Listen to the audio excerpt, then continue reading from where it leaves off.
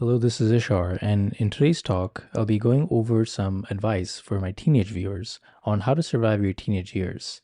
And I'll be providing a point of view taken from Buddhism, specifically going over the five hindrances and how you can apply these teachings to help your life. Now, we all know that our teenage years can be quite crazy. So, a lot of changes going on, and your emotions are all over the place and quite volatile. So, it can be helpful to understand, what to work on because oftentimes we may feel very lost in the stage of our life. So, in Buddhism, they have five different states of mind that affect our well being in a negative fashion. And this is taken in a meditation context, but also can be applied for life as well. And this is something actually many adults deal with. So you can only imagine that as teenagers, these qualities are amplified. So it's very good to have some tools in place to manage these emotions and states of mind. And this will set up a very good foundation for the rest of your life. So going over the hindrances, let's start off with the first hindrance. And this is the hindrance of sensual desires. So, as a teenager with different brain and hormonal changes, you simply just want to experience more in life through your senses. So, it's through the senses that you want to experience more. And teenagers do have a lower threshold for dopamine.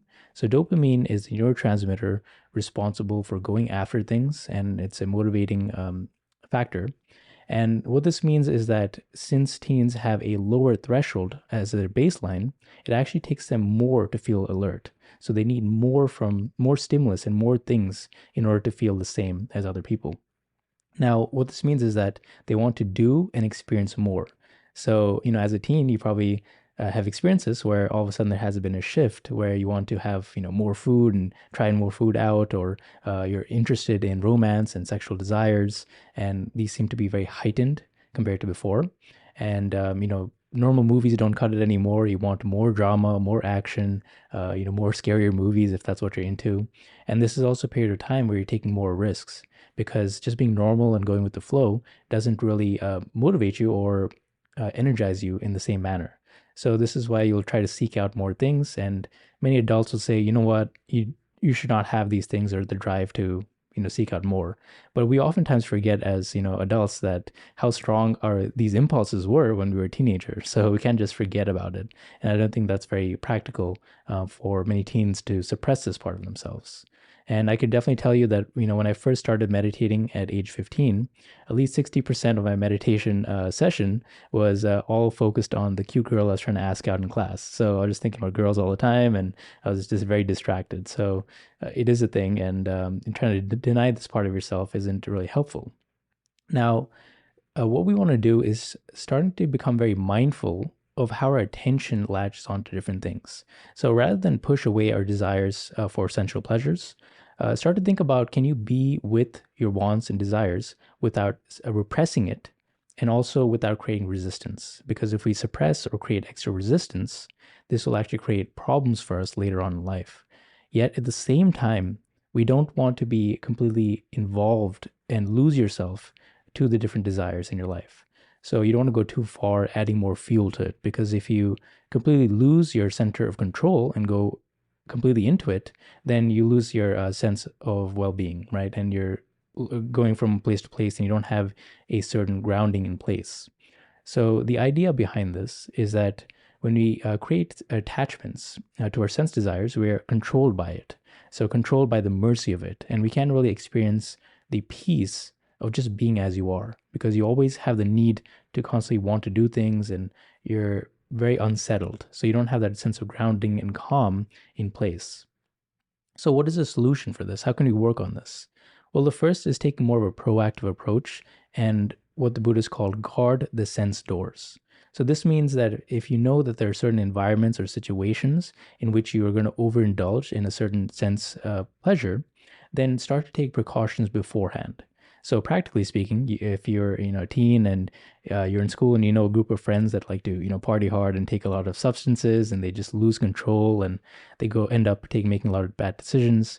Under the influence, they might say things that they wouldn't normally say and get into fights and start to create their own chaos. Well, if you know this is the case, why not avoid them to begin with, right? So don't actively seek them out. You can still be cordial. But if you know that they are going to bring you down this route where you're going to be completely lost in sense desires, well, why not not engage with them to begin with.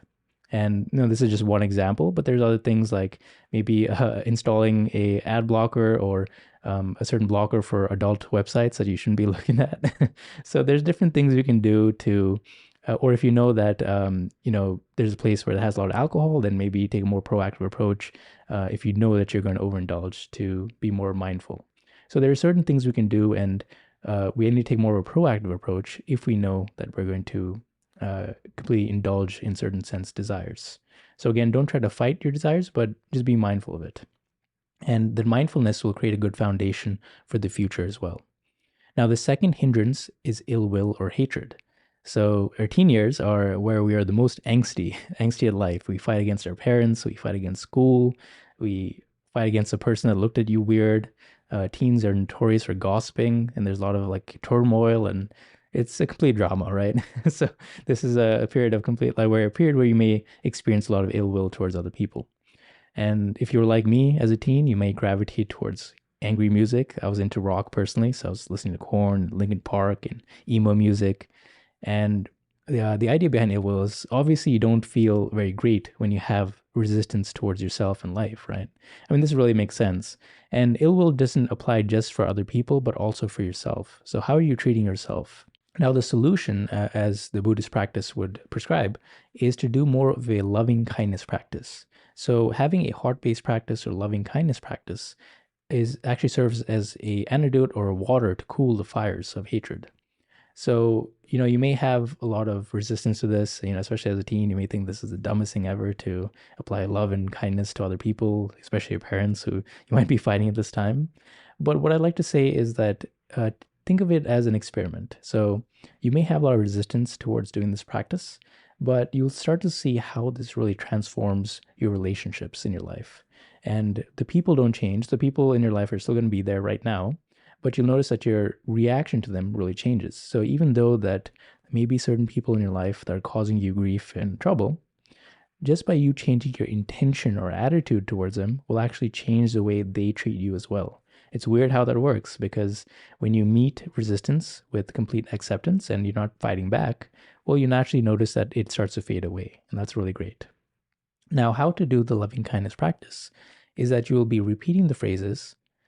First, you'll start with yourself. You'll say, "May I be happy, may I be peaceful, and may I be free from suffering." So, again, the phrases are, "May I be happy, may I be peaceful, and may I be free from suffering." And first, you'll start by extending these phrases from yourself, and then you'll extend the category out to a loved one. So instead of saying, "May I be happy," you'll say, "May you be happy." So substituting it with a loved one. So you'll say, "May you be happy, may you be peaceful, and may you be free from suffering."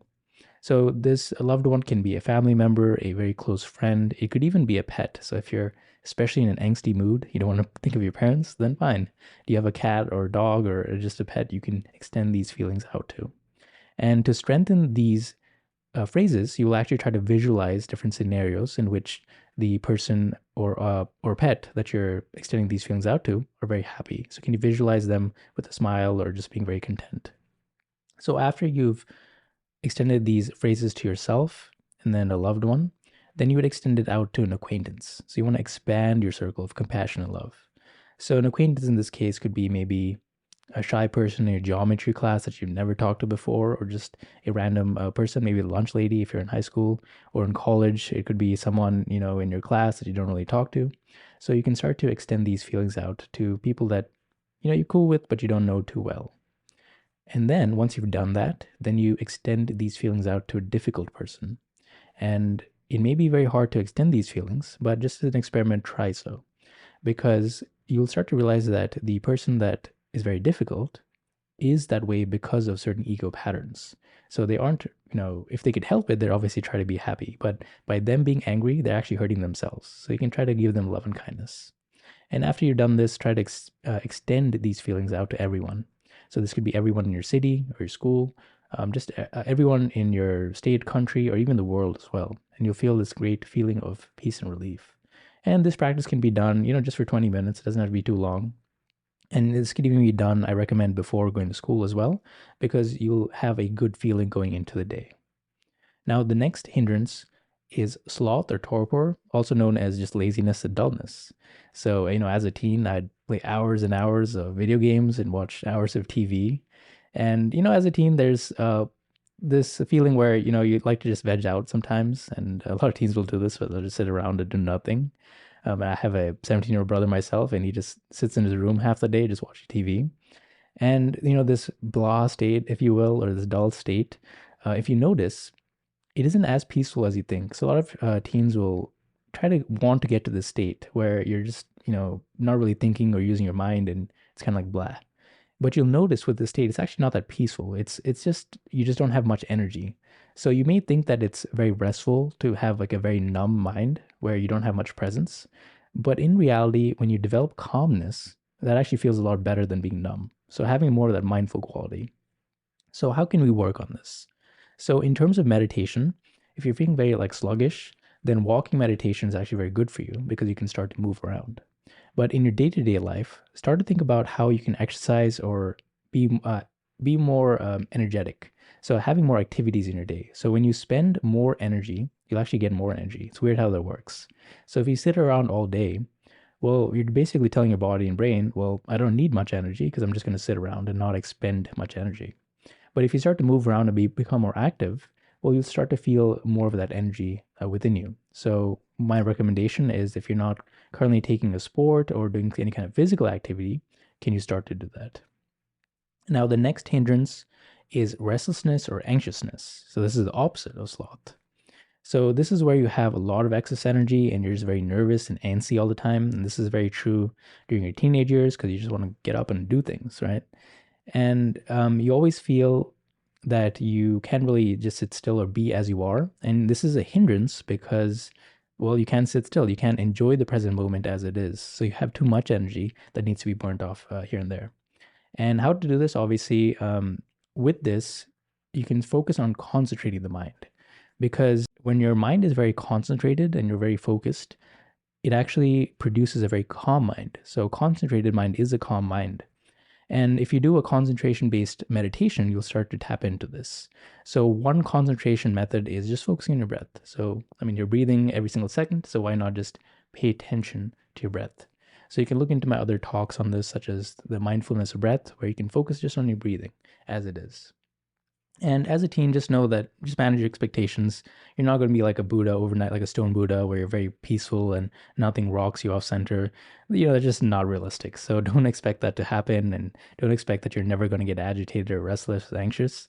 But at the very least, you can work on it. And again, this will provide a very good foundation into your adult life and also make you just at least a bit more happier and more calm. And who doesn't want that?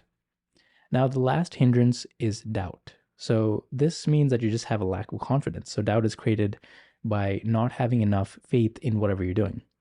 And even in your teen years, you'll see a lot of people that are very confident, and I don't really believe them. You see a lot of teenagers that are confident. They might like puff out their chest, but in reality, they're just really insecure. And you'll notice a lot of these types where they act all arrogant, but you'll notice that it comes from insecurity. So they're not actually confident. They're having to prove themselves all the time. And that's a true sign that they don't have that true confidence that you're looking at after. And you'll notice that if you just make one comment, they'll start to get very insecure. A lot of teens, especially during the formative years, they'll start to become very insecure. They have a lot of doubt. So you say like something about their shirt and they'll say, wait, do I really look bad in the shirt? They're constantly doubting themselves. So this is something we can work on. So, how do we work on our confidence? Well, this is gained through becoming very comfortable in our skin, having more self belief in ourselves, and then also having repeatable success. So, just proving to your brain that you can do something and repeating it over and over again. So, you're obviously very confident that you can tie your shoe because you've done it 1,000 times. Now, the same thing can be applied for all aspects in your life. Now, obviously, this takes some time to develop because it takes some time to become very comfortable in your skin, have more belief in yourself, and you obviously have to do more things to gain success. So it's through trying a lot of times. So it does take time to develop wisdom, which is one of the spiritual faculties. So the solution here is to try more and try more things so you'll start to know more. And just also understand that, whatever insecurities that you have in this present moment, that will pass. So, you can look at any successful adult or any successful person that you admire, And you can probably bet that they definitely had this period in life where they were angsty or sad or they were doubting themselves. Most teenagers like this. So don't try to think that you have to be this perfect person all the time. You don't have to. One thing you can do is just try more things, like I mentioned. But the second thing is also study under someone who's a bit more older and more experienced. So this way you have more confidence. Because the thing is like these role models, they show you a path because they are basically just an older version of yourself. So you can start to see that these people that you admire, and hopefully if you do study under them, you'll start to learn that these things are replicable because they provide you an example of what you can be, and this is potential. So, this is one way to overcome the hindrance of doubt. So, again, these are the hindrances, like I mentioned, the hindrances of sensual desires, ill will, sloth or torpor, restlessness, and doubt. So, these are mental states that don't really help you in not only your meditation, but also in your daily life as well. And as a teenager, these hindrances are even stronger than they would be normally in any other part of your life. So, knowing this, we can start to work on this. And by following these advices and antidotes to the hindrances, you can start to shift your life in a more positive way, if it's not already, so you can experience more freedom and more happiness in your life. So, again, this is just the Eastern spiritual advice taken from Buddhism, but in future talks, I'll kind of go over the Western side of things and how you can work on surviving your teenage years. So, hope you found this helpful. Thank you.